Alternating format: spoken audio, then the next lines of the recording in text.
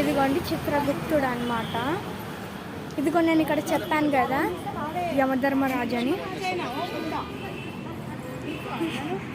ఇప్పుడు చిత్రగుప్తుడు. ఇదిగోండి ఇంకా కొంచెం ఇటు వస్తే హనుమాన్ అనమాట.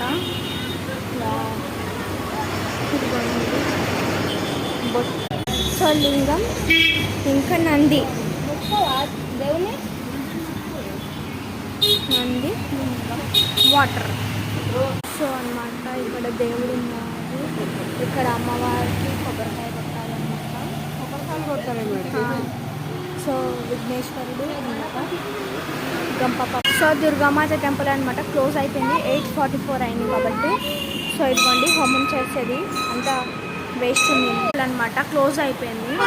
సో నవగ్రహాలు అనమాట, అదిగోండి.